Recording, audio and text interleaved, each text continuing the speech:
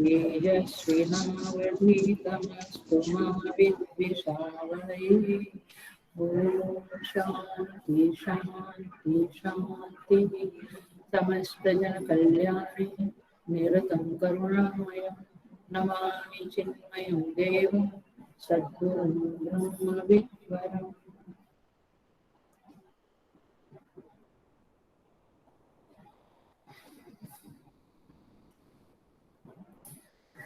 So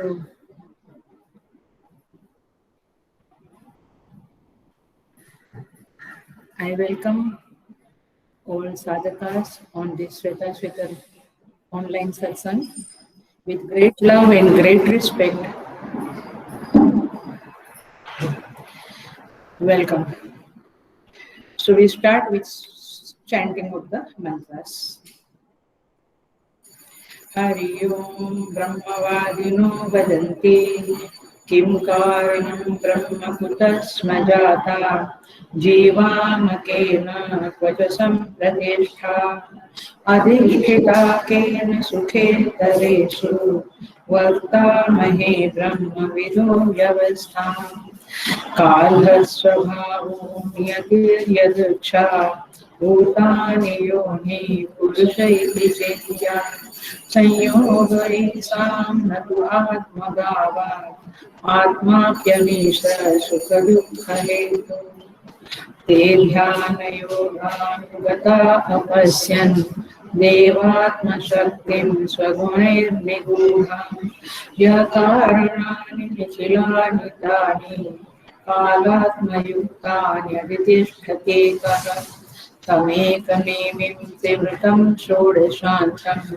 शताधारं विंशतितत्यराभिः अष्टकैषट्भिर्विश्वरूपैकपासं त्रिमार्गभेदं विनिमित्तैकमोहम् पञ्चश्रोतों पञ्चयोन्युग्रवक्रां पञ्चप्राणोर्मिं पञ्चबुद्ध्यादिमूलां पञ्चावर्तां पञ्चदुःखौघवेदां पञ्चाशद्भेदां पञ्चपर्वामधीमः सर्वा जीवे सर्वसंस्थे बृहन्ते अस्मिन् हंसो भ्राम्यते ब्रह्मचक्रे पृथग् आत्मानं प्रेरितारं च मत्वा युष्टस्ततस्तेनामृतत्वमेति उत्थितम् एतत् परमं तु ब्रह्म तस्मिन् स्वयं सुप्रतिष्ठाक्षरं च अर्थान्तरं ब्रह्मविदो विदित्वा लीना ब्रह्मणि तत्परायो निमुक्ता संयुक्तमेतत्क्षरमक्षरं च व्यक्ताव्यक्तं भरते विश्वमीशः अनीशश्चात्मा बध्यते भोक्तृभावात् ज्ञात्वा देवं मुच्यते सर्वपाशैः ज्ञान्यौ द्वौ अजौ ईशौ अनीशौ अजा एका भोक्तृभाक् भोग्यार्थयुक्ता अनन्तश्चात्मा विश्वरूपो ह्यकर्ता स्वयं यदा विन्दते ब्रह्मवेदः क्षरं प्रधानम् अमृताक्षरं हरः क्षरात्मना वीशते देवैकः तस्याभिध्यानात् योजनात् तत्त्वभावात् भूयश्चान्ते विश्वमाया निवृत्तिः ज्ञात्वा देवं सर्वभाषापहानिः क्षीणैः क्लेशैर्जन्म मृत्युप्रहाणिः तस्याभिध्यानात् तृतीयं देहभेदे विश्वैश्वर्यं केवल आप्तकामः। आज का श्लोक, आज का मंत्र। एतज्ज्ञेयं नित्यमेवात्मसंस्थं न अतः परं वेदितव्यं हि किञ्चित् भोक्ता भोग्यं प्रेरितारं च मत्वा सर्वं प्रोक्तं त्रिविधं ब्रह्म एतत्।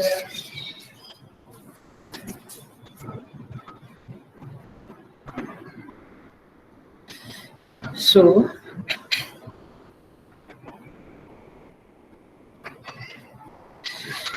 यहाँ कहते हैं इस मंत्र में, जिसका मैंने प्रश्न दिया था, ब्रह्म को क्यों जानना ही चाहिए। एतद् ज्ञेयं नित्यम् एव आत्मसंस्थम्।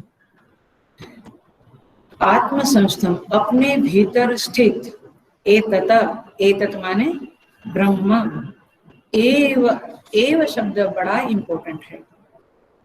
एव माने ही, अपने भीतर स्थित इस ब्रह्म को ही नित्यम ज्ञेयम, सदा सर्वदा जानना चाहिए। अपने भीतर हृदय में स्थित इस ब्रह्म को ही सदा जानना चाहिए। ये पहली लाइन है। इसका अर्थ है और कुछ नहीं जानना चाहिए। न अतः परम वेदितव्यम ही किंचित। ही का अर्थ होता है क्योंकि, यहाँ पे ही का अर्थ है क्योंकि, अतः परम, इससे बढ़कर, वेदितव्यम, जानने योग्य तत्व, किंचित न, और दूसरा कुछ भी नहीं है, क्योंकि इससे बढ़कर कुछ जानने जैसा तत्व और कुछ नहीं है। तीसरी लाइन, भोक्ता भोग्यम प्रेरितारं च मत्वा। ये भोक्ता माने जीव, जीवात्मा, भोग्य माने प्रकृति अथवा जड़ वर्ग, प्रेरितारं माने ईश्वर, परमेश्वर, च मत्वा, इन तीनों को जानकर मनुष्य सब कुछ जान लेता है। सर्वम प्रोक्तम त्रिविधम, ये तीन भेदों से बताया हुआ जो कुछ भी ये जीव, जगत और ईश्वर है, वह ब्रह्म ही है। ब्रह्म एतत्, ये ब्रह्म ही है, ऐसा जान लेता है। माने जब वह जानता है ब्रह्म को, तब ये जीव जगत और ईश्वर को भी ब्रह्म रूप में जान लेता है। ये हमने पिछले ही मंत्र में, एक दो मंत्र के पहले इस बात को करा था कि ये तीनों को जान लेता है। सो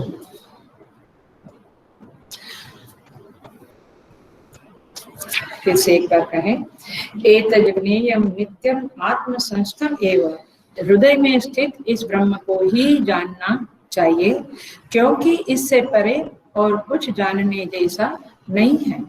जीव जगत और ईश्वर को इस ब्रह्म के रूप में जानकर सर्वम प्रोक्तम,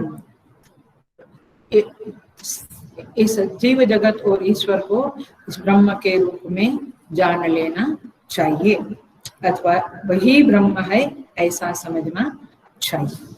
तो इस तरह से इस मंत्र का ट्रांसलेशन है। आई मस्ट टेल कि बहुत अच्छे अच्छे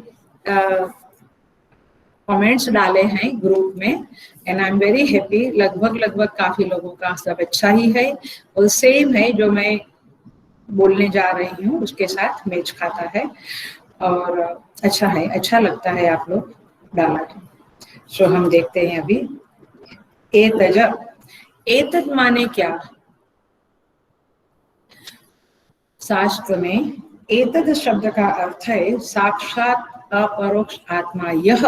यह माने यह जो आत्मा में स्थित, माने यह जो हृदय में स्थित आत्म तत्व है, उसे एतत् कहा है। और क्या कहा है? एतत् ब्रह्म, यही ब्रह्म है। इस ब्रह्म को ज्ञेयम, एतत् ज्ञेयम, इतना समझो, एतत् ब्रह्म ज्ञेयम, इसे ब्रह्म जानो। क्यों जानो? इसे क्यों ब्रह्म के रूप में जानना चाहिए? क्यों और कुछ ब्रह्म नहीं है? इस आत्मा को ही ब्रह्म रूप में जानना चाहिए, ऐसा पहली लाइन में कहते हैं। क्योंकि इस आत्मा को नहीं जाना माने स्वयं को नहीं जाना, माने ब्रह्म को नहीं जाना, अथवा आत्मा को ब्रह्म रूप में नहीं जाना, तो क्या होता है, इसका क्लासिक एक्सप्लेनेशन केनोपनिषद की श्रुति करती है, जहां कहती है केनोपनिषद की श्रुति, इह चेद अवेदित अथ सत्यम अस्ति। इह माने यहाँ, इस जन्म में, इस जगत में, इस शरीर में, चेत अवेदित, इस ब्रह्म तत्व को जान लिया, इस आत्मा को जान लिया, अथ सत्यम अस्ति, फिर तो बहुत अच्छा है, फिर तो सार्थक है। लेकिन न चेत इह अवेदिता, यदि इस शरीर में, इस हृदय में आत्म तत्व को नहीं जाना, ब्रह्म को नहीं जाना, महती विनष्टि, क्या कहते हैं, बहुत बड़ा नुकसान है। महती विनष्टि, बहुत बड़ा नुकसान है। और हम तो छोटे मोटे नुकसानों के पीछे पड़े हैं, छोटे मोटे नुकसान ना होवे। लेकिन श्रुति माता कहती है कि केनोपनिषद की श्रुति कहती है, न चेत इह अवेदित महती विनष्टि। तो ब्रह्म को क्यों जानना चाहिए? नंबर 1, क्योंकि उसे जाना तो सार्थक हो गया जन्म, नहीं जाना तो बहुत नुकसान है। क्यों नुकसान है? कहते हैं, बड़े बड़े भूतेषु भूतेषु विचित्य लोकाः दैत्यास्मात् लोकात् अमृता भवन्ति। कहते हैं हर एक, देखो कैसे जानना है, समझ लो जरा सा, भूतेषु भूतेषु विचित्य धीराः, हर एक प्राणी में उस ब्रह्म तत्व को जानकर, हृदय में भी जानकर, और भूतेषु भूतेषु, हर प्राणी में उस परम तत्व को, ब्रह्म को जानकर, प्रेत्यास्मात् लोका अमृता भवन्ति, वे लोग अमृत हो जाते हैं, अमर हो जाते हैं, अर्थात उन्हें पुनः जन्म मरण के चक्कर में नहीं आना पड़ता है। और एतद् ब्रह्म ज्ञेय एव, इसे जानना ही चाहिए, क्योंकि नहीं जाना तो आपको बारंबार जन्म मरण के चक्कर में आना पड़ेगा। अरे बेटी, पुनः पुनः इस जन्म मरण में आना पड़ेगा, और बार बार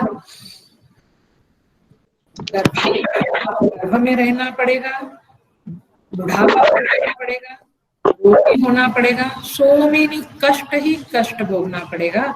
इसलिए यदि आप जन्म मरण से के चक्कर से छूटना चाहते हैं तो एतद् एव, इसे, इस आत्म तत्व को अथवा ब्रह्म को जानना ही चाहिए। सो वेरी सिंपल है। क्यों हमें मॉल के बारे में जानना चाहिए? क्योंकि हमें कुछ चीजें चाहिए जो वहां मिलती है। तो क्यों हमें ब्रह्म को जानना चाहिए? क्योंकि हमें जन्म मरण से छुटकारा चाहिए। Very simple. क्यों जानना चाहिए? पकड़ में आया? जन्म मरण से छुटकारा चाहिए, बार बार नहीं आना है। सो यहाँ पे कहते हैं, एतद् एव ज्ञेयम् नित्यम् एव, उसे हमेशा जानना चाहिए। हमेशा जानना चाहिए माने क्या? नित्यम शब्द का अर्थ है हमेशा, और दूसरा संस्कृत में नित्यम शब्द का अर्थ है नियमेन, नियम से। माने तात्पर्य है कि नियम पूर्वक सतत साधना करते हुए इस आत्म तत्व को जान सकते हैं। ऐसा नहीं खाना तो पकड़ के रखना पड़ेगा, नहीं। एक बार जान लिया तो काम हो गया, तमाम कंप्लीट, खत्म हो गया, फिर कुछ नहीं करना है। The most relax person is a realized being. So इसीलिए इसका अर्थ ये है, नियम से जानना चाहिए,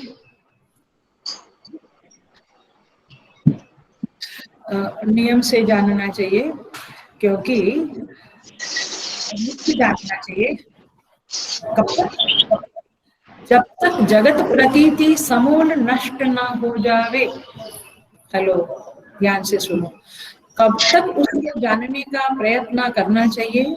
जब तक जगत प्रतीति समूल नष्ट ना हो जावे।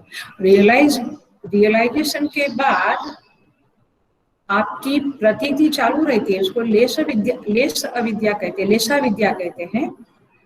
प्रतीति चालू रहती है, लेकिन समूल प्रतीति नष्ट हो जावे तब तक उसके जानने का अभ्यास करना चाहिए। अर्थात, पकड़ना बात को, अर्थात बाह्य पदार्थ आपकी इस ब्रह्म दृष्टि को अवरुद्ध ना करे तब तक इसका अभ्यास करना चाहिए। बाहर के पदार्थ आपकी ब्रह्म दृष्टि जो है, ईश दृष्टि जो है, उसको अवरुद्ध ना करे। अवरुद्ध ना करे माने उसके ऊपर पर्दा ना डाले, तब तक माने पर्दा कभी हुए ही नहीं बाहर के पदार्थ का, तब तक हमेशा करते रहना चाहिए। माने वेदांत सुनना चाहिए, मनन करना चाहिए, चिंतन करना चाहिए, शम दमादि षट संपत्ति को जीवन में अथवा साधन चतुष्टय विवेक वैराग्य षट संपत्ति मोक्षा को जीवन में अपनाना चाहिए। इसको कहते हैं नियम से जानना चाहिए, सर्वदा जानना चाहिए। तो ये प्रयत्न करना चाहिए। रहता कहाँ है? आत्मसंस्थम। ये ब्रह्म तत्व आत्मसंस्थम माने अपने हृदय के भीतर ही रहता है, हृदय में ही इसका अनुभव होता है। उपलब्धि स्थान है। मेरे क्लास के लोगों को याद आएगा ये शब्द। परमात्मा हृदय में रहता है का क्या अर्थ हुआ? हृदय में उस परम तत्व का उपलब्धि स्थान है। अर्थात यदि आपको बाहर दिखता है या बाहर मिलता है तो वो ठीक है, अच्छी बात है, लेकिन जब तक वो हृदय में उसका उपलब्धि नहीं हुआ तब तक साधना पूर्ण नहीं हुई। इसलिए कठोपनिषद की श्रुति कहती है, एको वशी सर्वभूतांतरात्मा एकम बहुधम एकम रूपम बहुधाय करोति तम आत्मस्थं येन पश्यन्ति धीराः तेषां सुखम शाश्वतम नेतरेषां। कहते हैं, ध्यान से सुनना, एको वशी सर्वभूतांतरात्मा।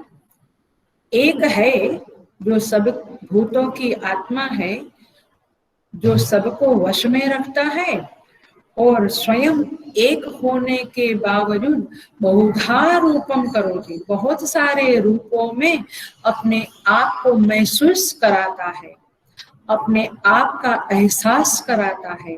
उस एहसास के लिए चित्त बड़ा शुद्ध चाहिए, हृदय बड़ा शुद्ध चाहिए, तो उस एक का सर्व में, सर्व रूप में एहसास होता है। श्रुति कहती है आगे, यही श्रुति कठोपनिषद 2-12 देख लेना, 2-12 सेकंड अध्याय, सेकंड वाली 12 नंबर का मंत्र। तम आत्मस्थं येन पश्यन्ति धीराः। उस एक को जो अनेक रूप में प्रतीयमान हो रहा है, वह आत्मस्थम अनुपश्यन्ति धीराः। धीराः माने ज्ञानी लोग अथवा गहरे साधक लोग उसे आत्मा में, अपने हृदय में ही स्थित देख लेते हैं, जान लेते हैं, पा लेते हैं। बाहर नहीं, अंदर, अपने अंदर ही उसको पा लेते हैं। तेषां सुखम शाश्वतम नेतरेषां। उन्हीं लोगों को शाश्वत सुख की प्राप्ति होती है, अन्य लोगों को नहीं होती है। इसलिए कई लोग कहते हैं हम बड़े सुखी हैं, लेकिन कठोपनिषद की श्रुति ही प्रमाण है कि आप सुखी कब बनोगे अथवा आप सुखी कब कहलाओगे? जब उस आत्मदेव को आपने जान लिया, अपने अंदर ही उसको पा लिया। तेषां सुखम शाश्वतम नेतरेषां नित्यो नित्यानां चेतनश्चेतनानां एको बहुनां यो विदधाति कामान् तमात्मस्थं येन पश्यन्ति धीराः तेषां शान्ति शाश्वती नेतरेषां। वही कठोपनिषद की 2-13 नंबर की श्रुति कहती है, नित्यो नित्यानाम, सब अनित्यों में जो नित्य है, अचेतन में जो चेतन है, ऐसे एक को जो जान लेता है, बहुनाम यो विदधाति कामान, सबकी कामनाओं को पूर्ण करने वाले उस परम तत्व को जो आत्मा में जान लेता है, अंदर हृदय में जान लेता है, तेषां शांति शाश्वती नेतरेषां, उन्हें ही शाश्वत शांति की प्राप्ति होती है। हम गुजरात में केम छो भाई? शांति छे। शांति माने ये शांति जरा, इसलिए शास्त्र पढ़ना चाहिए। शास्त्र ही प्रमाण है कि शांति क्या है अथवा कौन सी शांति वास्तविक शांति है, उस आत्मदेव को देख लेने वाली शांति। तो इस तरह से श्वेताश्वतर में आएगा, एको वशी निष्क्रियाणां बहूनां एकम बीजम बहुधा यः करोति तेषां तम् आत्मसंज्ञेन पश्यन्ति धीराः तेषां सुखम शाश्वतम नेतरेषां। जो एक है, एक बीज रूप है जिसका बहुधा करोति, उस एक बीज को अनेक बीज में परिवर्तित करने वाली जो शक्ति है, जो तत्व है, उस आत्म तत्व को जो जान लेता है वह उस ब्रह्म को जान लेता है, उसे सुखम शाश्वतम प्राप्त होता है। तो इस तरह से आप पकड़ रहे हो इस बात को। एतद् ज्ञेयं नित्यम आत्म तत्वम, यही बात कहते हैं, इस आत्म संस्थम, आत्मा में स्थित उस परम तत्व को जान लेना चाहिए। लेकिन कैसे समझे कि मैंने उसको जान लिया है, अब मुझे रियलाइजेशन हो गया है, ऐसा कैसे समझे? तो देखो जरा सा फिर से, मेरा फेवरेट साधना है ये, अथवा कहो कि favourite conviction of the practice है। देखिए, जो प्रमाण है, प्रत्यक्ष अनुमान प्रमाण और शब्द प्रमाण, लौकिक शब्द प्रमाण, उस प्रमाणों के द्वारा, हेलो ध्यान से सुनना, थोड़ा गहरा है, आगे थोड़ा थोड़ा हल्का फुल्का भी है आज का क्लास, डोंट वरी, लेकिन अभी जो कह रही हूँ उसको पकड़ लो आप। बहुत बढ़िया साधना है, अथवा साधना में बहुत सहायक बात मैं बताने जा रही हूँ। तो प्रत्यक्ष आदि प्रमाणों से जो दिखता है, उस दिखने वाली उपाधि को छोड़कर जो उपहित है, उसे पकड़ने की, उसे देखने की साधना के द्वारा इस ब्रह्म को आत्म संस्थम पा लेते हैं। फिर से वो समझ में आया नहीं? ओके। ये लौकिक प्रमाण के द्वारा हमें सब कुछ दिखता है, सारा रूप, ये भगवान जी दिखते हैं, यहाँ पे ये घंटा है, ये चेयर है, मैं ही दिखती हूँ आप लोगों को। तो ये प्रत्यक्ष प्रमाण, ये प्रत्यक्ष प्रमाण है चक्षु, और ये आपके कान में जो सुनाई देता है, तो ये श्रोतेंद्रिय में शब्द प्रमाण है, तो शब्द के लिए श्रोत प्रमाण है। तो ये प्रमाणों के द्वारा जो आप उपाधियों को देख रहे हो, जो रूप को देख रहे हो, चलो उस उपाधि को अथवा रूप को अथवा नाम को छोड़कर जो उपहित है, जिसका ये रूप है, देखो इन्वर्टेड कॉमा, जिसका ये रूप है, माने मेरा रूप है, जिसका ये रूप है, उस उपहित को पकड़ने का, उस उपहित को देखने का अभ्यास करो। अब समझा? ये मूर्ति दिखती है भगवान की, ये मूर्ति है, ये उसका नाम रूप है, श्री कृष्ण है और रूप है। उस उपाधि के द्वारा, माने उस मूर्ति के नाम रूप के द्वारा, वो जो है, जो कृष्ण है, श्री कृष्ण है, उसको चित्त में लाने की कोशिश करो। Are you getting? केवल नाम रूप को नहीं देखना है। फूल, अच्छा मुरली नहीं है आज, किधर गई मुरली? फूल कौन सा डाला है आज, माला, उसको हटाओ चित्त से। चित्त वहां तक ही सुपरफिशियली ही घूमता है हमारा। If you remember, if you observe yourself, उस उपाधि के जरिए उपहित को ही देखो। जो मैं हमेशा कहती हूँ, वृक्ष को देखो और उसको भी देखो, ये मेरा फेवरेट वाक्य है, ये साधना है।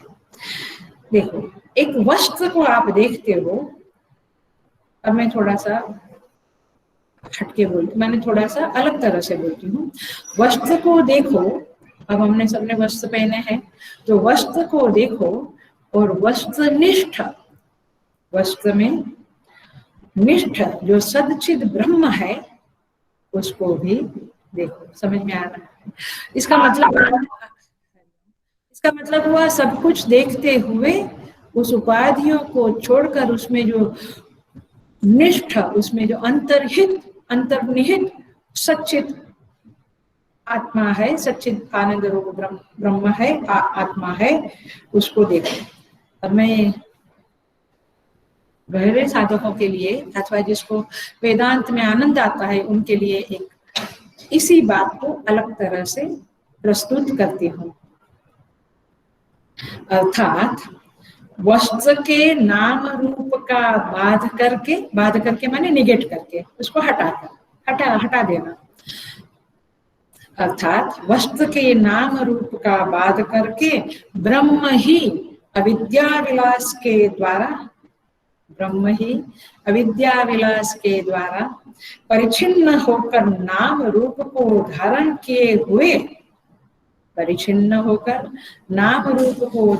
किए हुए वस्त्र रूप से माने ज्ञेय रूप से प्रतीत होता है। यहाँ मैं जो ज्ञेय शब्द बोलती हूँ वो त्रिपुटी वाला ज्ञेय है। ज्ञाता, ज्ञेय, ज्ञान, वो त्रिपुटी वाला ज्ञेय है। इस मंत्र में जो ज्ञेय है वो अलग है। समझने वाले समझेंगे, नहीं तो डोंट वरी, इट्स ओके। सो मैं क्या बोला, वस्त्र को देखते हैं तो वस्त्र के नाम रूप का बाध करके ब्रह्म ही अविद्या विलास रूप से परिचिन्न रूप से इस वस्त्र ऐसे नाम रूप को धारण किए हुए वस्त्र रूप से प्रतीत होता है, ज्ञेय रूप से प्रतीत होता है, ऐसा समझ लेना चाहिए। ऐसा समझने की साधना करनी चाहिए। और गहराई में, हल्का सा गहराई में जाऊं, यदि वेदांती लोगों को आनंद आता है तो और जरा सा और आंख खुले, हमारी बुद्धि और थोड़ी सजग हो जाए, चलने लगे, तो इसी प्रकार ब्रह्म ही परिचिन्न अंतःकरण के नाम रूप को धारण करके वस्त्र का ज्ञाता रूप से प्रतीयमान हो रहा है। ऐसा समझने की, ऐसे चिंतन की साधना करें। कैसे बोलती हूँ, इसी प्रकार जैसे वस्त्र को ज्ञेय रूप में जाना, त्रिपुटी वाली बात चल रही है प्लीज। तो इसी प्रकार ब्रह्म परिचिन्न अंतःकरण नाम रूप को धारण करके उस वस्त्र का ज्ञाता के रूप में प्रतीयमान हो रहा है, ऐसा जाने। माने ये ज्ञाता, ज्ञेय और ज्ञान, इस त्रिपुटी को जो जान लेता है वो वास्तव में ब्रह्म को, वो त्रिपुटी ब्रह्म ही है, ऐसा जो जान लेता है। मंत्र में आया कि जीव, जगत और ईश्वर, ऐसी सारी त्रिपुटी ले लीजिए आप। सारी त्रिपुटी का माने ये तीन के द्वारा सारी त्रिपुटी ब्रह्म रूप है, ऐसा जो जान लेता है। आ रहा है थोड़ा बहुत पकड़ में? ऐसा जो जान लेता है माने ज्ञाता मैं, ज्ञेय, अभी मेरे सामने लैपटॉप है, ज्ञेय और ज्ञान, ये इसका ज्ञान हो रहा है। ये त्रिपुटी को ब्रह्म रूप में जो जान लेता है, इसको कहते हैं इस प्रकार एतज ज्ञेयम आत्मसंस्थम, आत्मा में स्थित इस ब्रह्म को जानना चाहिए। तो इस तरह से जानना चाहिए। हेलो, और यही बात ईशावास्यम इदगम सर्वम वाली है। जब वो हमने समझा था ईशावास्य उपनिषद में, तब इसी तरह से इसको समझना चाहिए था अथवा चाहिए। सो आगे बढ़ते हैं। बट ये अविद्या विलास, ये बहुत सुंदर शब्द है, मुझे बहुत पसंद आया, क्योंकि चिद विलास हम बहुत बार सुन चुके। चिद विलास जगत बूझत बूझत बूझे, तो एक एंगल से यह जगत चिद विलास है, चिति का विलास है, और एक दृष्टि से अविद्या विलास से ये ब्रह्म जो नर्तन कर रहा है, वर्तन कर रहा है इस सृष्टि में, उसको देखो। ये दूसरी तरह से बोलना है अथवा समझना है। आप जैसे समझ पकड़ते हैं, पकड़ लो और साधना शुरू करो। सो दूसरी लाइन पे आते हैं। एतद् ज्ञेयम्, जानना ही चाहिए। न अतः, क्यों जानना चाहिए? श्रुति माता स्वयं कहती है, न अतः परम वेदितव्यम ही किंचित, इसके अलावा, इससे श्रेष्ठ, इससे बेटर और कुछ भी जानने जैसा नहीं है। भगवान श्री कृष्ण 7th चैप्टर में कहते हैं, ज्ञानम तेहम सविज्ञानम इदं वक्ष्याम्यशेषतः यज्ञात्वा नेह भूयोऽन्यत् ज्ञातव्यम अवशिष्यते। भगवान कहते हैं, हे अर्जुन, इदम वक्ष्यामि अशेषतः, तुझे मैं ज्ञान और विज्ञान दोनों के बारे में कंप्लीटली बताता हूँ, जिसे जानकर और कुछ जानने जैसा बाकी नहीं रहता है। तो ये श्रेष्ठ क्यों है? क्योंकि हमने गाड़ी को जाना तो हम बंगले को नहीं जानते, बंगले को जाना तो हम व्यक्ति को नहीं जानते, व्यक्ति को जाना तो पशु, माने परिचिन्न ज्ञान है हमारा। लेकिन ब्रह्म को जान लिया तो अपरिचिन्न को जान लिया, तो बाकी सारे ज्ञान को जान लिया, ऐसा हो जाता है। ठीक है, मतलब कि अश्रुतम श्रुतम भवति, जो नहीं सुना है वो सुना हुआ हो जाता है। अमतम मतम भवति, जो नहीं जाना है वो जाना हुआ हो जाता है। अविज्ञातम विज्ञातम भवति, जो नहीं जाना नहीं सोचा वो सोचा हुआ होता है, जाना हुआ हो जाता है। अर्थात ये अद्भुत चीज है ब्रह्म, क्योंकि इसको जान लिया तो सब कुछ जान लिया। और आखिर में हमारी दौड़ तो वही है, सब कुछ जानने की ही है। ये भी जानो वो भी जानो। वाई आर यू आप चैट पे क्यों बैठते हो, आप व्हाट्सएप क्यों खोलते हो? ये भी जानना है। एक की एक बात आती है कोरोना के बारे में, लेकिन फिर भी पढ़ते रहते। जानने का अंत नहीं होता है। लेकिन ब्रह्म को जान लिया तो सब कुछ जान लिया। क्योंकि देखो इसका रहस्य वेद में 3 टुकड़े में दिया है, छोटे से 3 टुकड़े हैं, एकदम दिल में बसा लेना। यही वेदांत का मर्म है, 3 टुकड़ा। तद अपश्यत, वेद कहता है तद अपश्यत, तद अभवत, तद आसीत। तद अपश्यत, उसने देखा, उसने जाना। तद अभवत, और वो वही हो गया, और वह वही हो गया। तद आसीत, क्योंकि वह वही पहले से वही था, क्योंकि पहले से वह वही था। उसने देखा, उसने जाना, तब वो वही हो गया, क्योंकि वह पहले से वही था। Anyway, ये वेदांत के मर्मों वाली पंक्तियां हैं, और वेदांत के ही टुकड़े हैं मैंने वेदांत के ही मंत्र है जो मैं बोल रही हूँ। अर्थात अपने हृदय में रहने वाला जो साक्षात अपरोक्ष ब्रह्म अभिन्न प्रत्यक्ष चेतन आत्मा है, वह स्वयं है, ऐसा उसने जान लिया।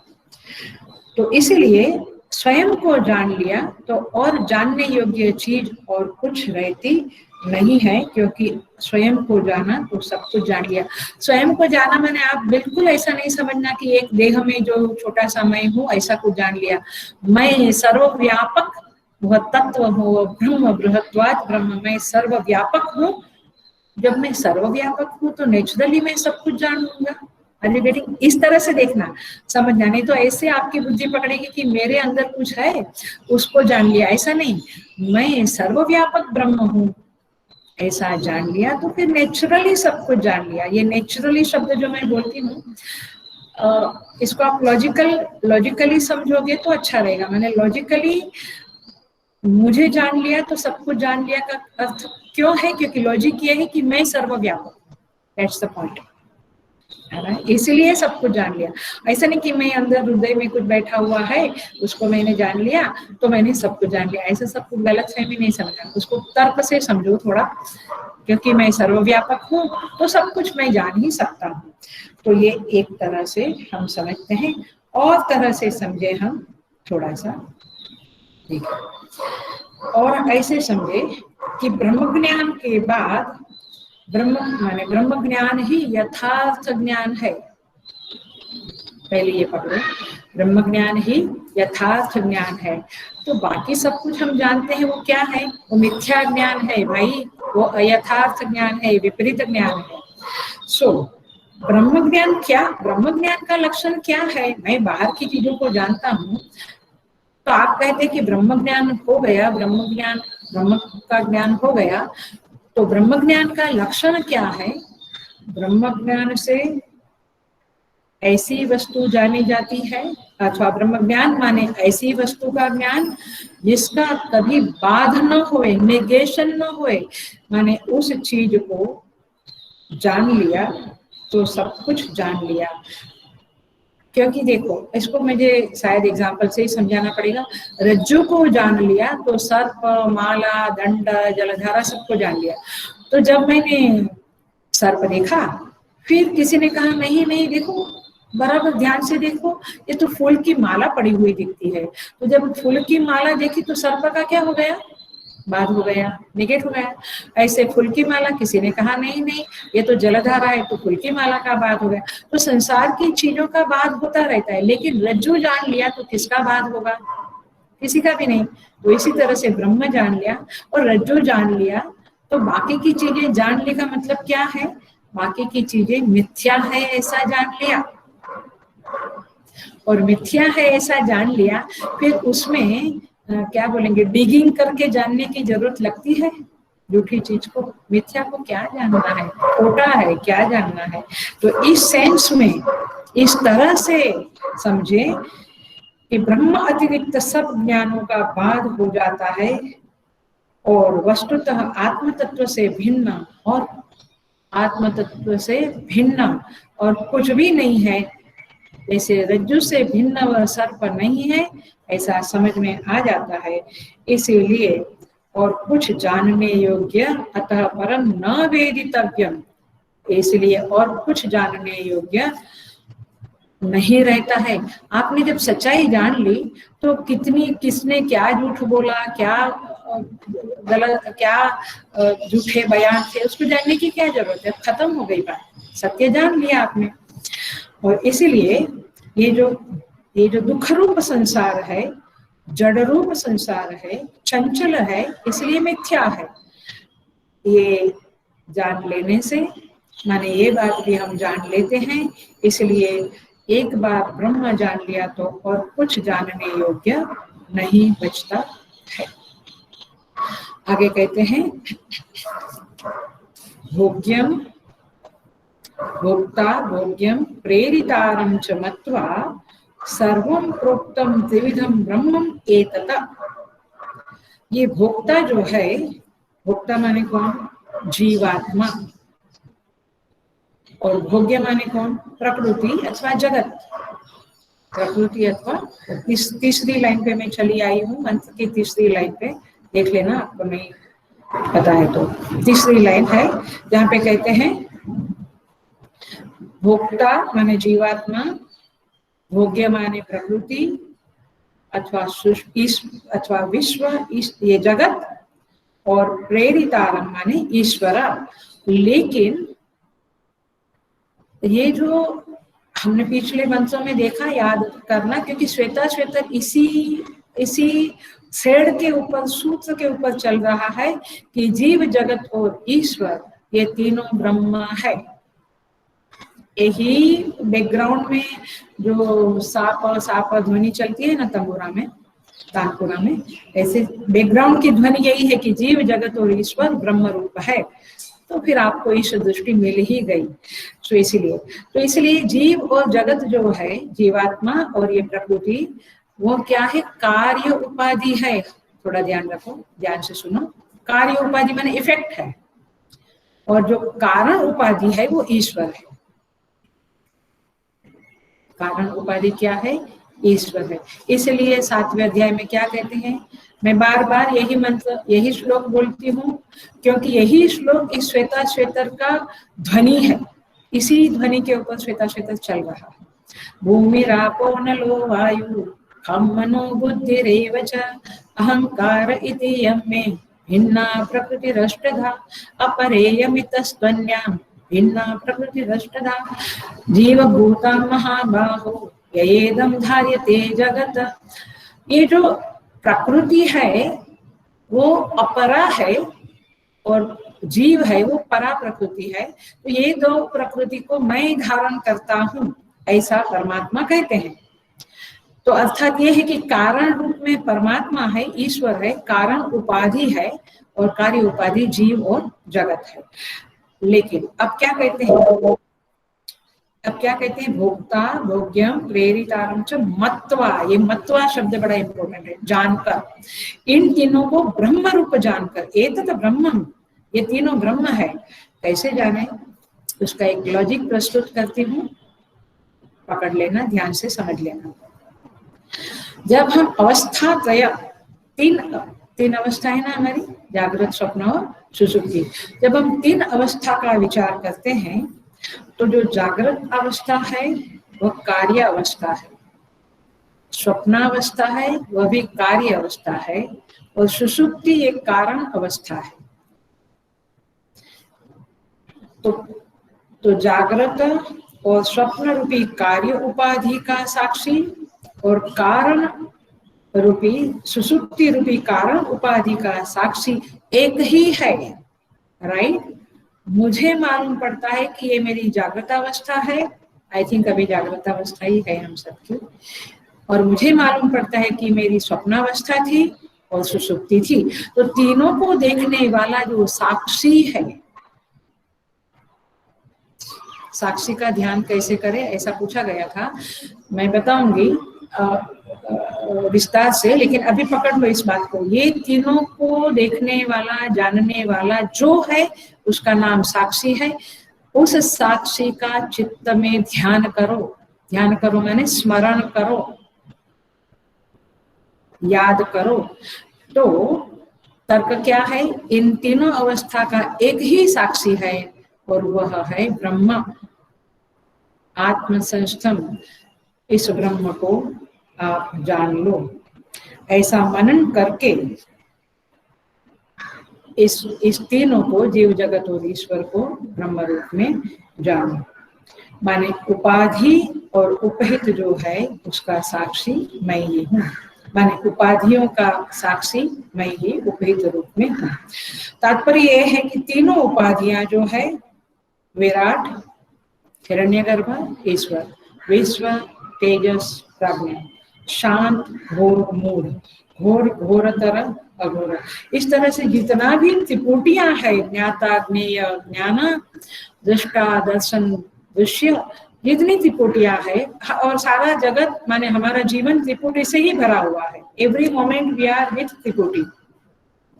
तो इस त्रिपुटी में जो जगत है वह ब्रह्म रूप ही है, ऐसा जानना चाहिए, ऐसा यहाँ पे शास्त्र कहता है। लेकिन कैसे जानना चाहिए, बहुत गलत गलत फहमियां हमारे अंदर रहती है। और मजेदार बात यह है कि हम यथार्थ रूप से न जानते हुए हम समझते हैं कि अब मैंने जान लिया, अब मैंने समझ लिया। इसलिए एक वाक्य डालती हूँ, एक कठिन वाक्य डालने इसलिए पड़ते हैं कि अन्यथा जो समझ है वो यथार्थ समझ नहीं बनती है हमारे वेदांत के बारे में। तो मैं एक वाक्य डालती हूँ, स्थाणु पुरुष न्याय से ही, स्थाणु पुरुष न्याय से ही वेदांतों में इन जीव जगत और ईश्वर को ब्रह्म कहा है। ये वाक्य आप एकदम क्या कहेंगे, डबल अंडरलाइन करके लिख लेना, तभी आपकी समझ जीव जगत और ईश्वर को ब्रह्म रूप देखने की जो समझ है वो यथार्थ समझ बनेगी, अन्यथा यथार्थ समझ नहीं होगी। May be it will be something fantasy. So स्थाणु पुरुष न्याय से ही वेदांतों में इस जीव जगत और ईश्वर को ब्रह्म रूप कहा गया है। इसका अर्थ क्या है जरा सा समझाती हूँ। स्थाणु पुरुष न्याय का अर्थ है, हम जंगल में जा रहे हैं, वेदांत का क्लासिक एग्जाम्पल है, हम जंगल में जा रहे हैं और अंधेरा है, रात का समय है, एक ठूंठ है, ठूंठ माने बिना पत्तों का केवल ऐसा एक क्या बोले ट्रंक जैसा पेड़ खड़ा है, पत्ते बत्ते सब नष्ट हो गए हैं और उसकी दो डालियां ऐसे हाथ के जैसी है। तो हमें लगता है कि भूत है और हम डर जाते हैं। तो हमने क्या किया, उस स्थान जो पेड़ है, ठूंठ है पेड़ का, उस पेड़ के ठूंठ के ऊपर, स्थान के ऊपर पुरुष का माने भूत का अध्यारोप किया है। ऐसे ही ये जीव जगत और ईश्वर ब्रह्म के ऊपर ऊपर शब्द भी ठीक नहीं है फिर बोलना पड़ता है। अध्यारोप है, ऐसे जानना ही इन तीनों को ब्रह्मरूप जानना है। इसीलिए एनीवे तो ये थोड़ा सा कठिन आएगा ही, क्योंकि भाई वेदांत है, लेकिन फिर भी जितना आप समझ सकते हैं ट्राई कीजिए समझने की।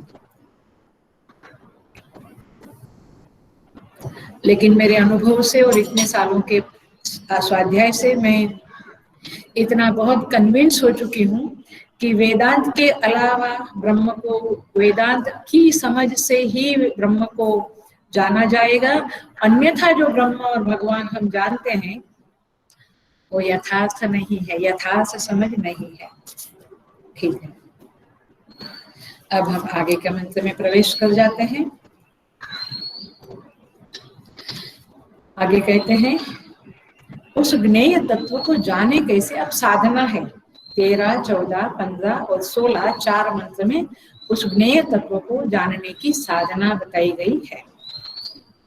वन्नेर्यथा, मंत्र नंबर 13, वन्नेर्यथा योनिगतस्य मूर्तिः न दृश्यते नैव च लिङ्गनाशः स भूय एव इन्धनयोनिगृह्यः तदुभयं वै प्रणवेन देहे।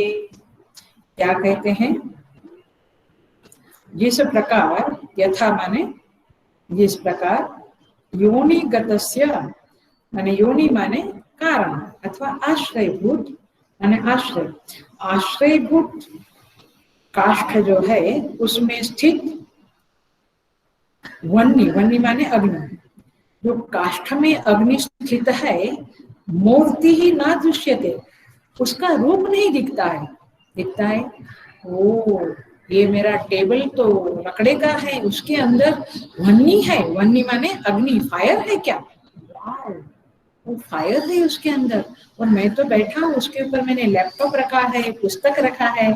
ओ माय गॉड, हाँ भाई, इसके अंदर काष्ठ में स्थित अग्नि ना दृश्यते, दिखती नहीं है। नैव च लिंगनाशः, और उसकी सत्ता का, उसके एग्जिस्टेंस का, उसकी विद्यमानता का नाश नहीं होता है। ये पकड़ में आ रहा है? कठिन नहीं है ना? लकड़े में जो अग्नि स्थित है वो दिखती भी नहीं है, और उसकी सत्ता का माने उसके अस्तित्व, वहां उसकी विद्यमानता का नाश भी नहीं होता है। और सभूय एव ईंधन योनिगृह्यः, लेकिन ईंधन योनिगृह्यः, ईंधन माने लकड़ी, जो उसकी योनि है, जो उसका प्रकट होने का स्थान विशेष है। योनि माने, जरा समझ लो, योनि माने प्रकट होने का स्थान विशेष को योनि कहते हैं, अथवा कारण को योनि कहते हैं। अग्नि कहाँ से प्रकट हुई? लकड़ी से। तो लकड़ी क्या बनी? उसका कारण। तो चेष्टा करने पर, अग्निमंथन करने पर, जैसे ईंधन रूप योनि में ग्रहण किया जाता है, योनि गृह्य माने उसी लकड़ी में वो प्रकट होता है, उसको हम ग्रहण करते हैं। वैसे उभयम वै प्रणवेन देहे, देह माने शरीर में, बट शरीर में माने हृदय में अथवा अंतःकरण में।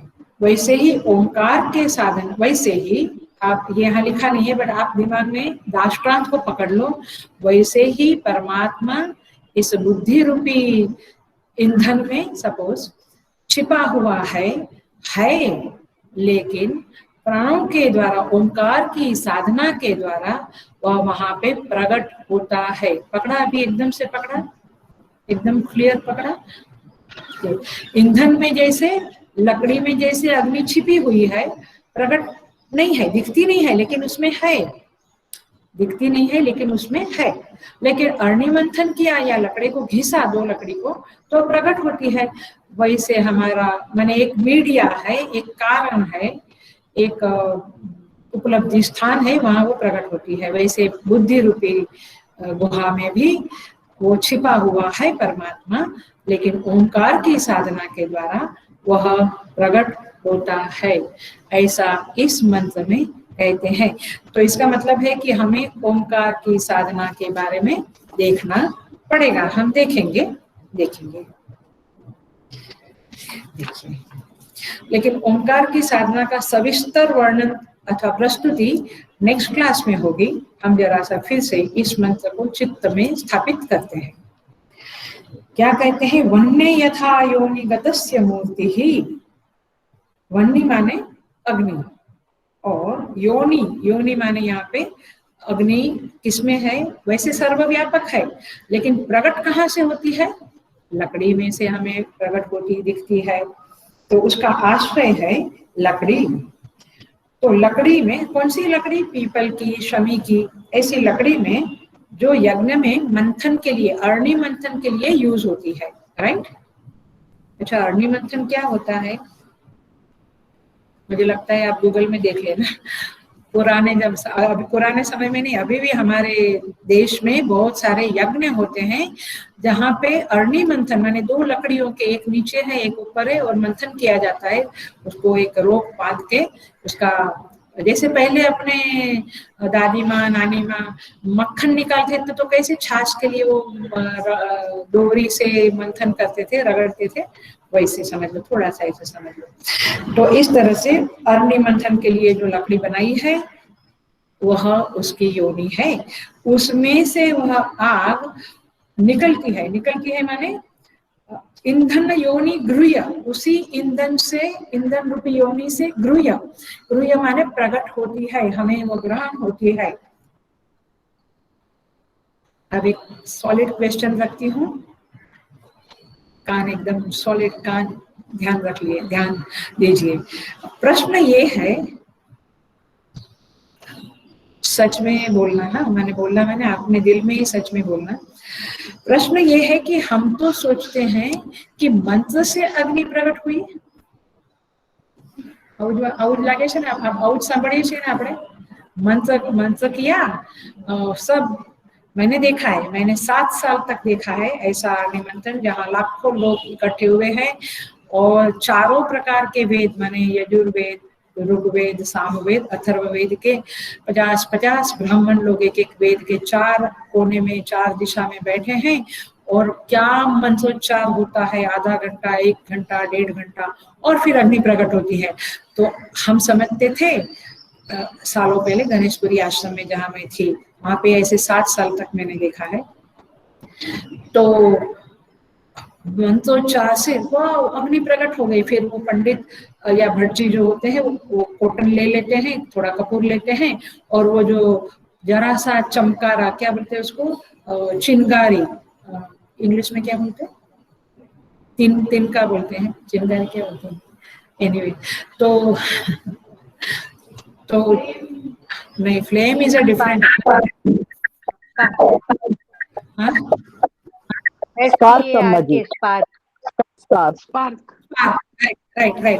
स्पार्क बोलते हैं। तो स्पार्क जो होता है, हाँ I got it, spark, very good. तो स्पार्क जो होता है उसके पास वो पंडित जी भटजी कॉटन ले जाते हैं, और कॉटन फिर आग पकड़ता है, फिर अग्नि, फिर उसमें तुरंत घी डालते हैं, कपूर डालते हैं, दमादम उनकी प्रक्रिया होती है, एंड देन फायर प्रकट हो जाती है। तो कहते हैं अग्नि प्रकट, अग्निदेव प्रकट हुए माने देवता प्रकट हुए, ऐसा सब कहते हैं। तो फिर मंत्र से प्रकट नहीं होती है? हम तो समझते थे मंत्र से प्रकट होती है। तो मंत्र में आग है क्योंकि प्रकट कहाँ से होगी? जहां उसका उपलब्धि स्थान होगा वहीं से प्रकट होगी। मतलब जहां वो रहेगी वहीं से प्रकट होगी ना, चीज जहां रहेगी। अब मैंने कबाट खोला तो कबाट में से मेरी साड़ी प्रकट हुई। अब कबाट में है ही नहीं तो क्या मैं बोलूं साड़ी साड़ी साड़ी साड़ी, ओम साड़िया नमः, थोड़ा होएगा तो। तो देखना आप ये क्वेश्चन, मैंने आप एकदम डाउट नहीं करना, जरा समझना, शांति से सुनना। तो अग्नि का उपादान कारण तो लकड़ी है। उपादान कारण माने जैसे घट का उपादान कारण मिट्टी है, अग्नि लकड़ी में से प्रकट हुई, सर्वव्यापक है ये नहीं भूलना। लेकिन प्रकट कहाँ से हुई? उसका उपादान कारण ब्राह्मण के मुख से बोले हुए मंत्र के शब्द नहीं है, मंत्रोच्चार नहीं है। आग कहाँ से निकली? लकड़ी में पहले से मौजूद थी, और इसीलिए वहां से निकले। हृदय में परमेश्वर को प्राप्त करो, उपलब्ध करो। परमेश्वर हृदय में है, इसीलिए वहां उपलब्ध होता है। ये बात याद रखेंगे ना तो 24 घंटे परमेश्वर का स्मरण हो सकता है, क्योंकि वहां बैठा है। नहीं तो फिर हमें मथुरा से और गोकुल से और वृंदावन से प्रकट होता दिखाई देता था, लेकिन हृदय से प्रकट होता है क्योंकि वहां है। ये बात इतनी सॉलिड है, जिसको जमी होगी उसको वाव हो गया होगा। वाव, सच लॉजिक। सो तो वो जो दो लकड़ी है उसके रगड़ने से, उसका घर्षण से अग्नि प्रकट हुई। कभी कभी दो पत्थर टकराकर अग्नि प्रकट करते थे।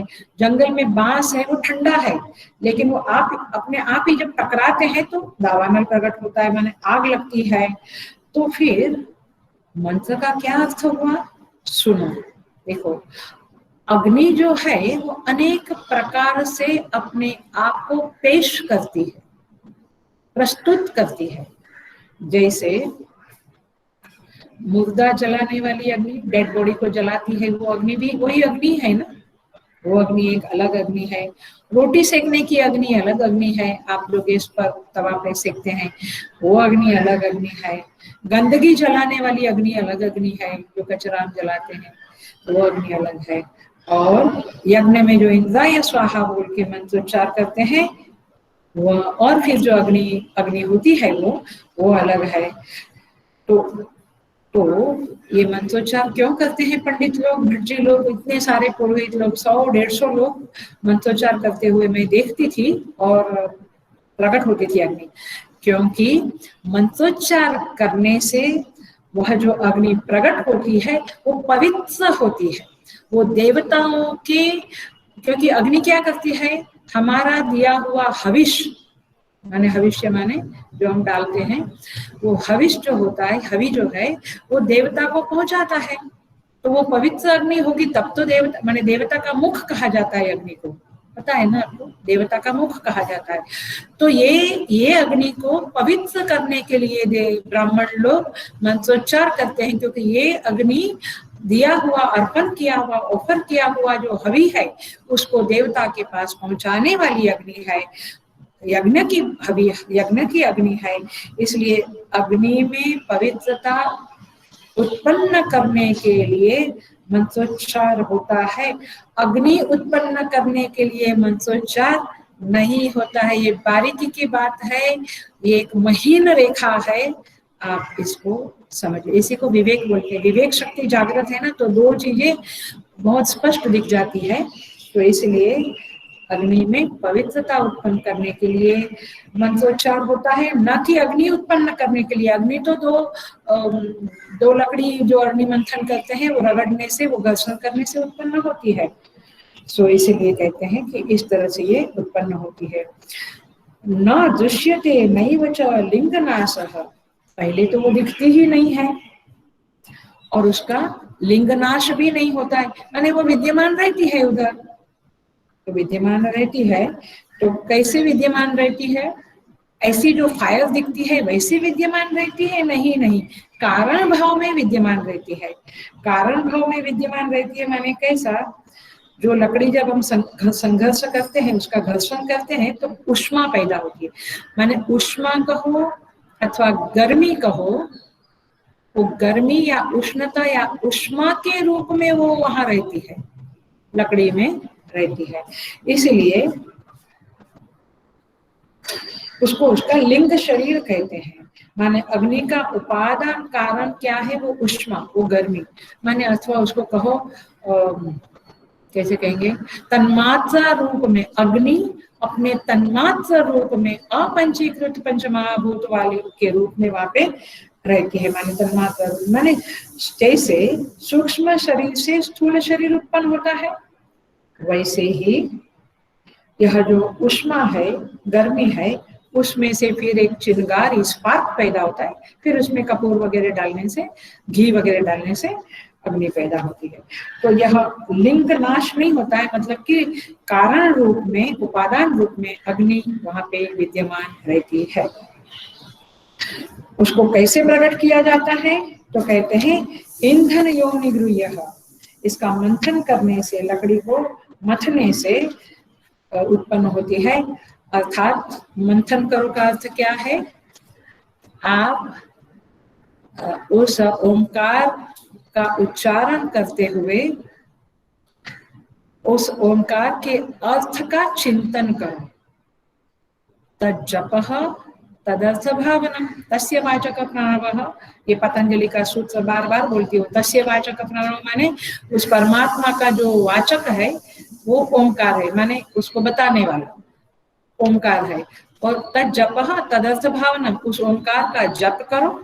और तदर्थ भावनम माने उस ओंकार का जो अर्थ है, विषय है, चाहे कृष्ण हो, चाहे शिव हो, चाहे गणपति हो, उसका ध्यान करो।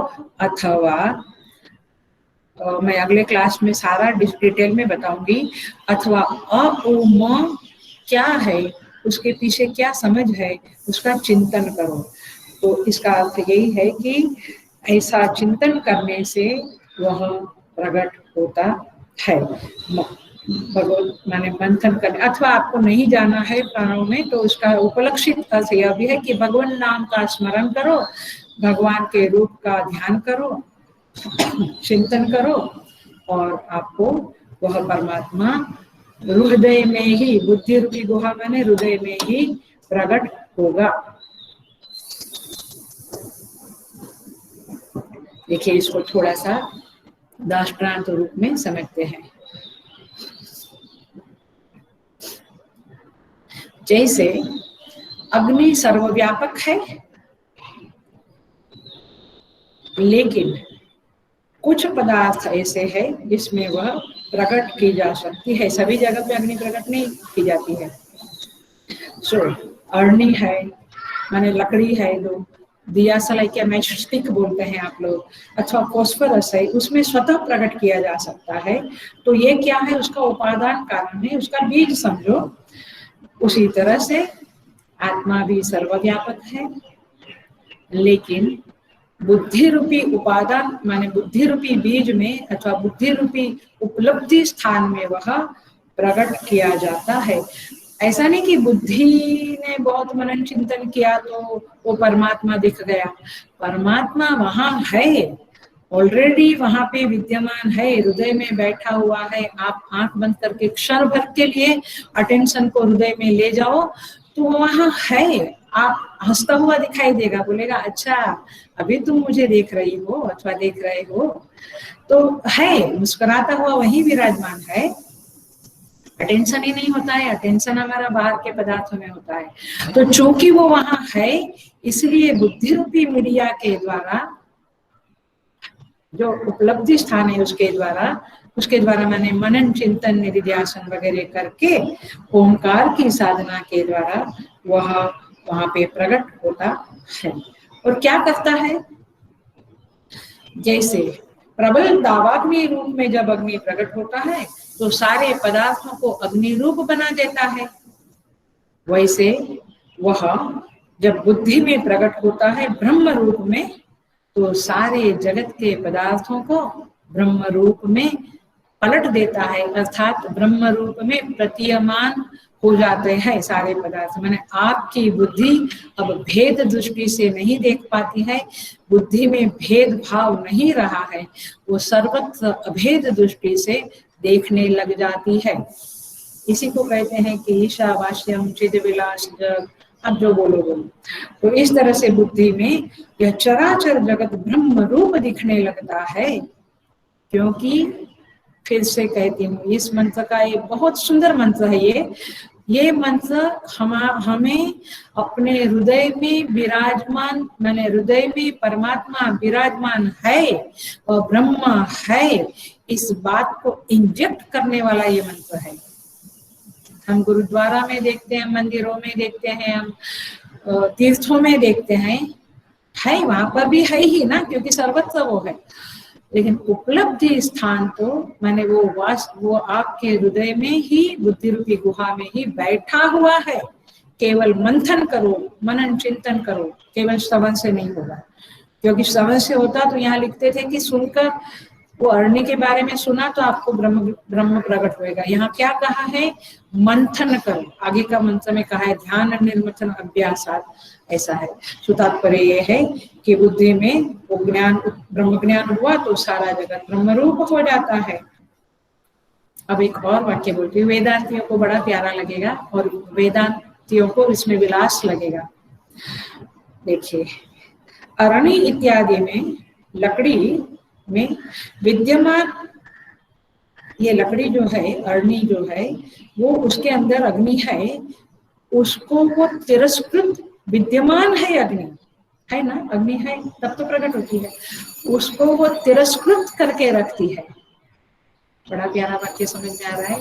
तिरस्कार माने उसको इग्नोर करना, उसके प्रति ध्यान नहीं देना, उसको तिरस्कार कहते हैं ना, राइट, उसको तिरस्कार। आप लोग इंग्लिश में इग्नोर कहते हैं, बट मुझे तो मेरी हिंदी माने संस्कृति अच्छा लगता है, वहाँ श्लोक है, लेकिन मैं आपको हिंदी में बताती हूँ। तिरस्कृत करके रखती है, अतः उसकी प्रतीति नहीं होती है। ठीक है, पकड़ा। इसी तरह से जो सामान्य बुद्धि है, जो जगत के पदार्थ में लिपटी हुई बुद्धि है, वो कार्य कारण संघात का जो धर्म है, लक्षण है, वो उस चेतन तत्व को जो हृदय में विराजमान है तिरस्कृत करके रखता है। इसीलिए हमारा ध्यान उधर नहीं जाता है, परमात्मा की प्रतीति नहीं होती है। तो हमें जो साधना करनी है वो ऐसा नहीं है कि परमात्मा को हम बुलावे या कहीं से लावे, ऐसा नहीं है, वो ऑलरेडी वहां एग्जिस्ट करता है, उसका विराजमान है, उसको केवल आवाहन करना है, इन्वोक करना है। जैसे यज्ञ में अग्नि मंथन किया तो अग्निदेव को इन्वोक किया, ऐसे वेदांत शास्त्र का श्रवण मनन निधिध्यासन के द्वारा वह परम तत्व, वह ब्रह्म आत्म तत्व हृदय रूपी गुहा में प्रकट होता है। और वह जब प्रकट होता है तो हमें अनुभव हो जाता है, हम अनुभव करते हैं कि वह ब्रह्म जो सर्वव्यापक है वह मैं ही था। खुदी का जब उठा पर्दा, जब एक माजरा देखा जिसे मैं खुदा समझता था, वो खुद ही निकला, माने जिसको मैं खुदा खुदा करके बुलाता था वो खुद ही निकला जब पर्दा हटा। जब एक माजरा देखा, खुद को ही खुदा जाना, तो मतलब मैं ही ब्रह्म रूप ऐसा जाना, तो फिर जीव जगत और ईश्वर को ब्रह्म जाना माने समझ में आ गया ना, सब कुछ ब्रह्म ही है। तो इस तरह से यहाँ पे अग्नि, यहाँ पे ये कंपैरिजन की है, बहुत ब्यूटीफुल है। ब्यूटीफुल इसलिए है कि एक कंसेप्ट को आपके अंदर जबरदस्त इंजेक्ट करती है कि इधर उधर मत देखो, वहीं बैठा है, यहीं बैठा है, वेरी क्लोज, सबसे क्लोज, अपना आपा के रूप में बैठा है। इसलिए अब देखो मैं, और ओंकार क्यों कहा श्रुति माता ने, क्योंकि वो क्या बोलते हैं, आप निक नेम बोलते हैं ना, तो भगवान का ये प्यारा नेम है, निक नेम नहीं बोलूंगी, प्रियतम, बड़ा प्रिय नाम है भगवान का, इसलिए इस नाम से बुलाने से परमात्मा का अनुभव जल्दी प्रकट होते हैं, जल्दी आते हैं। देखिए इसका जरा सा ये अरणि मंथन जो है ना, इसका मैं एकदम लौकिक बोलती हूँ, आप बिल्कुल शास्त्रीय तरह से नहीं बोल रही हूँ, लेकिन आपको थोड़ा समझ में आ जाए इसके लिए। अरणि मंथन is equal to like a प्रणवोच्चार, प्रणव का अभ्यास, ओके, इज लाइक अ मंथन। और अग्नि प्रागट्य इज लाइक अ ब्रह्म ज्ञान का प्रागट्य हुआ, तो ब्रह्म का प्रागट्य प्रकट में आया। जैसे अग्नि प्रकट हुई एक दुष्टांत में, ऐसे दाष्टांत में ब्रह्म प्रकट हुआ, तो ब्रह्म ज्ञान प्रकट हुआ। अब देखना, एक बार नहीं समझे तो छोड़ देना, लेकिन जिसको जानने की इच्छा है वो सोचना, इसके बारे में बहुत सोचना। मैं प्रश्न भी देने वाली हूँ। अग्नि क्या करती है, अग्नि वाले ईंधन वाले एग्जाम्पल में अग्नि अपने आश्रय जो ईंधन है उसको जलाती है। अग्नि का आश्रय क्या है, ईंधन है ना, लकड़ी है ना, उसको जलाती है जब प्रकट होती है तभी। और ब्रह्म ज्ञान जब प्रकट होता है तो माया को जला डालता है। माया किसके आश्रय में रहती थी, माने आश्रय अपने आश्रित को जलाता है, और वहां दुष्टांत में आश्रित अपने आश्रय को जलाता है, दाष्टांत में आश्रय अपने आश्रित को जलाता है। आपको समझे तो अच्छी बात है, नहीं तो ठीक है। वेदांत क्या बोलेंगे, ऐसा कंठ में अंदर उतरा है तो ये वाक्य समझ में आएंगे। इतना माने दृष्टांत को दाष्टान्त को दुष्टांत के 100% तक खींचना नहीं, नहीं तो आप आर्ग्यूमेंट करेंगे कि वहां तो प्रकट हुई अग्नि ने ईंधन को जला डाला। तो ये ब्रह्म ज्ञान किसको जलाता है? यहाँ तो माया को जलाता है। माया रहती है ब्रह्म के आश्रय में, लेकिन माया ब्रह्म माया को जला डालता है। तो इस तरह से ये ओंकार के ध्यान के द्वारा अथवा अभ्यास के द्वारा सबल ब्रह्म, माया सबल ब्रह्म और शुद्ध ब्रह्म दोनों को प्राप्त कर सकते हैं। कैसे? आप बिल्कुल ऐसे समझ लेना। क्यों उसको प्राप्त कर सकते हैं? क्योंकि ये जगत ब्रह्म रूप ही है। जैसे गहने स्वर्ण रूप है, घट मिट्टी रूप है, वैसे अलग अलग दिखता है बट सारे घट मिट्टी का ही रूप है, सारे गहने स्वर्ण का ही रूप है। इसलिए सारे नेम एंड फॉर्म सर्व नाम रूप ब्रह्म का ही रूप है। सारे पदार्थ जगत में जो दृश्यमान जगत के पदार्थ है वो सारे चराचर जगत ब्रह्म रूप ही है। पकड़ में आया? इसको कहते हैं। तो जैसे आभूषण जलाते हैं तो जैसे सुवर्ण रह जाता है, ऐसे नाम रूप को जलाते हैं आप, माने बाध कर देते हैं, तो वो सच्चिदानंद ब्रह्म ही रह जाता है। वेरी 2 मिनट में बताऊं। एक वेरी कोई लोगों को हल्की फुल्की बातें भी अच्छी लगती है तो बताती हूँ। एक सौराष्ट्र में एक भावनगर नाम का गांव है, वहां पे एक बाबा जी थे, उनका नाम था गोदड़िया बाबा। गोदड़िया माने वो गोदड़ी होती है ना, आप लोग में साउथ में गोदड़ी शब्द है, वो गोदड़ी होती है जो छोटे छोटे अम्मा लोग कपड़ों को इकट्ठा करके बनाते हैं। तो गोदड़िया बाबा के पास एक गोदड़ी थी, इसलिए उसका नाम पड़ा गोदड़िया बाबा। एक बार किसी ने मस्ती में वो गोदड़ी को छिपा दिया। अब बाबा चले, अवधूत लोगों का तो बड़ा विचित्र व्यवहार होता है। बाबा चले पुलिस स्टेशन में कंप्लेन करने कि मेरी गोदड़ी किसी ने चुरा लिया है। अब वो जो जिसने चुरा लिया तो वो भक्त ही था, वो मस्ती में किया उसने, वो भी गया उनके पीछे पीछे पुलिस स्टेशन में।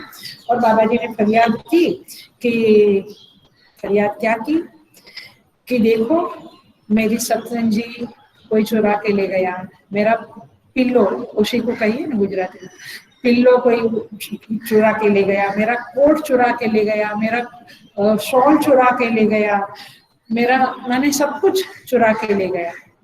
और वो आदमी पीछे खड़ा था, वो बोला कि उसने वो प्रकट हो गया, उसने कहा ये देखो ये आपकी गुदड़ी ले लो आप, मैंने ये छिपा के रखी थी। तो बोला लेकिन बाबा जी आपने ऐसा क्यों किया, झूठ क्यों बोला, आपके पास तो ये एक गोदड़ी ही है। आपने बोला ओशिका भी ले गया चुरा के, शाल भी ले गया, कोट भी ले गया, उपवस्त्र भी ले गया। बोला ये मेरी जो गोदड़ी है ना, वो जब बिछाता हूँ तो बड़ी सतरंजी हो गई, माथा के नीचे रखता हूँ तो पिलो हो गया, ऐसे रखता हूँ तो शॉल हो गया, ऐसे रखता हूँ तो कोट हो गया। तो ये एक ही है, वो मेरा अनेक रूप में मेरी मदद करता है, इसलिए वो अनेक रूप में मैं उसी को देखता हूँ। वैसे वे ऐसे महात्मा लोग ब्रह्म को ही अनेक रूप में देखते हैं। एक है एक गोदड़ी, लेकिन उसको उन्होंने अनेक भावों में कल्पना की। वैसे ही जो ज्ञानी पुरुष है जिसने ये ब्रह्म को जान लिया है, वह जीवात्मा भोक्ता भोग्यम च प्रेरितारम च मत्वा, क्या कहते हैं, प्राणवेन उभयम वही प्राणवेन देहे। हाँ, माने इन तीनों को ब्रह्म रूप जानता है, और फिर वह जो ब्रह्म है वो ईंधन में जैसे अग्नि छिपी है वैसे हमारे हृदय रूपी गुहा में छिपा हुआ है, उसको प्रणवोच्चार से प्रकट करना है। कैसे वह हम देखेंगे, लेकिन मैं आपको प्रश्न देती हूँ कि आप उस प्रणवोच्चार की जो साधना है उसके बारे में जो कुछ जानते हैं अथवा समझते हैं, आप उसके बारे में बताइएगा। मैंने प्राणों की साधना के बारे में आप निरूपण कीजिएगा अपने ग्रुप में।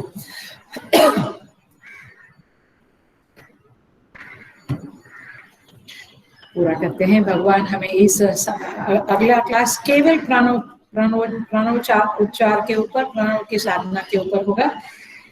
और नेक्स्ट 14वां मंत्र भी मैं ले लूंगी और फिर 15, 16 भी सेम कंसेप्ट के ऊपर चलने वाला मंत्र है। उसको अगले क्लास में, मैंने 2 क्लास अपना पहला अध्याय पूरा करने को है।